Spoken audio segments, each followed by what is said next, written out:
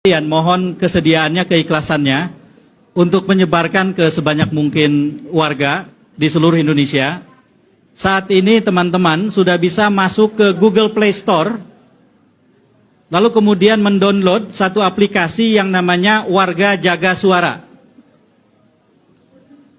Jadi saya dan teman-teman sudah membuat aplikasi yang namanya Warga Jaga Suara. Sejauh ini baru ada di Google Play Store. Karena teman-teman tahu sendiri mendapatkan izin aplikasi seperti ini untuk bisa masuk ke Apple, untuk masuk ke bisa di-download di iPhone, susah. Susah. Ini pemilik iPhone di sebelah saya ini. Dia merasa terdiskriminasi. Jadi terpaksa sepulang dari sini mampir ke toko gadget, beli Android. Sekarang sudah murah-murah Android. Nah jadi Warga Jaga Suara ini akan bisa dipakai oleh siapapun untuk 4 hal. Nomor 1, melaporkan potensi pelanggaran. Kenapa saya sebut potensi pelanggaran? Karena warga nggak tahu itu pelanggaran atau bukan gitu loh. Misalnya ada orang bagi-bagi bansos, terus kemudian kok stikernya paslon. Orang tidak tahu itu pelanggaran atau bukan. Padahal bansosnya itu bansos dari pemerintah. Nah itu namanya potensi pelanggaran kan. Makanya setiap orang yang melihat potensi pelanggaran itu boleh menggunakan salah satu features di aplikasi ini. Laporkan ke aplikasi itu. Ada ininya dengan sangat mudah. Semua potensi dilaporkan saja. Kami tidak akan menjadi partai atau tim pemenangan. Kami akan mengkoneksikan diri kami ke tim pemenangan dan partai-partai. Jadi kami akan melaporkan semua yang masuk ke dalam server aplikasi itu, lalu kemudian kami sebar ke seluruh stakeholders, termasuk yang dilaporkan berpotensi melanggar itu. Misalnya ada orang menerima bansos, tidak ada stikernya, tetapi yang membagikan bansos sambil bilang, ini dari Pak Jokowi. Jangan lupa putranya Pak Jokowi, calon wakil presiden Pak Prabowo, Mas Gibran. Lalu kemudian kalau Bapak Ibu mau berterima kasih, kami bisa sampaikan ke Pak Jokowi misalnya. Ini misalnya ada warga yang mengalami itu. Kan dia tidak tahu itu pelanggaran atau bukan, laporkan saja. Nah, jadi itu features pertama di aplikasi itu. Kita tidak meminta semua warga tahu persis aturan mana yang melanggar atau tidak. Apapun boleh dilaporkan. Nanti di aplikasi ada sistem yang mengkurasi atau memfilter. Yang sudah jelas melanggar, berpotensi melanggar, laporan biasa. Tiga-tiganya insya Allah akan kami kalibrasi atau apapun namanya ke semua stakeholders. Kayak tadi misalnya, stikernya itu paslon nomor 2. Kami tetap juga sampaikan ke paslon nomor 2 sejauh kami dikasih akses. Jadi prinsipnya adalah ini kerja warga, bukan kerja partisansip berdasarkan pemihakan. Itu nomor 1. Nomor 2, di hari H, bagian penting dari penghitungan suara adalah C1 plano.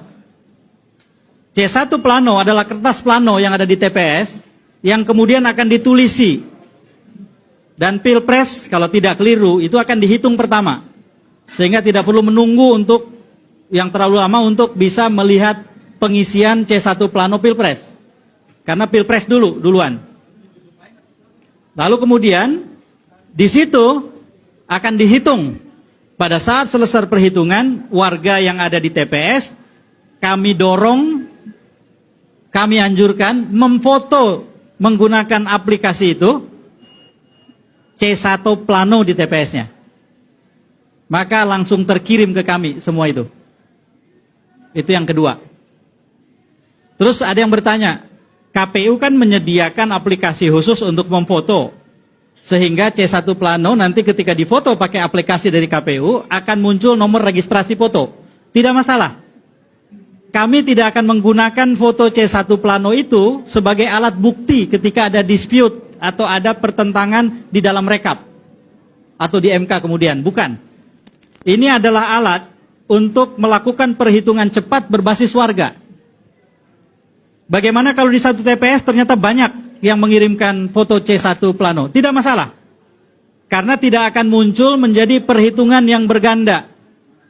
Setiap orang yang nanti masuk ke dalam aplikasi, kebetulan saya sudah download, masuk ke dalam aplikasi, di awal ketika mendaftar, itu diminta untuk memasukkan domisilinya berdasarkan KTP, artinya berdasarkan DPT juga itu, sampai dengan memasukkan desa kelurahan. Sehingga ketika yang bersangkutan mengatakan TPS 19, itu dengan sendirinya masuk ke TPS 19 kelurahan atau desa tertentu yang spesifik. Kalau ada 10 foto yang terkirim ke aplikasi dari TPS yang sama, maka 10 foto itu tidak akan muncul 10. Tapi aplikasi akan memfilter, mengkurasi, muncul hanya 1. Dihitung pun hanya 1. Justru yang 10 itu bisa dipakai untuk saling mengkonfirmasi. Jangan-jangan ada yang dengan cepat sudah bisa mengedit foto kan? Dikirim ke aplikasi, bisa saja kan? Kalau ada 10 lebih enak. Kok yang 1 beda sendiri? Kita buang yang 1, yang 9 yang sama kita ambil. Kira-kira begitu. Jadi foto C1 aplikasi. Saya yakin orang segaptek apapun kalau memfoto itu bisa gitu. Dan cukup memfoto langsung send, langsung terkirim ke server kami. Yang ketiga, nah ini sifatnya tidak wajib. Kami menyediakan cara juga mengisi formulir perhitungan suara Pilpres di TPS-nya. Ada formulirnya. Jadi kalau ada yang mau membantu lebih jauh selain foto C1 plano, sebaran suara Pilpres di TPS-nya dimasukkan ke dalam form yang sudah disediakan di aplikasi itu. Kirim. Nah itu membantu kami. Nanti semua data tadi, C1 yang dikirim plano, kemudian ada yang mengirim, itu saling kami jadikan alat untuk konfirmasi. Ditambah lagi dengan jaringan yang saya dan teman-teman miliki, kami juga akan berusaha untuk mendapatkan kopi C1, dokumen C1. Insya Allah sudah ada beberapa pihak yang dengan senang hati membantu. Saya terus terang sore ini datang ke pertemuan, antara lain ingin meminta mereka yang akan ikut pertemuan itu, yuk kita kolaborasi. Kalau nanti ada fotokopi C1 yang bisa kami akses, kami jadikan sebagai alat untuk mengecek satu dokumen dengan dokumen yang lain. Jadi yang kedua itu. Features yang kedua. Features yang ketiga, yang ketiga ya, mengisi formulir. Yang keempat, ini feature tambahan. Bagi mereka yang ingin memasukkan data dirinya, tercatat sebagai bagian dari relawan warga jaga suara, itu dipersilahkan, didorong untuk memfoto jarinya yang sudah mencoblos, pakai aplikasi, lalu kemudian akan terdata. Jadi kami akan gunakan untuk kebutuhan tertentu ini. Foto-foto jari yang sudah ini. Tetapi ada pertanyaan. Saya golput, saya ingin jadi relawan, boleh nggak? Boleh. Maka foto jenis kedua yang boleh dikirim adalah yang seperti ini, Pancasila.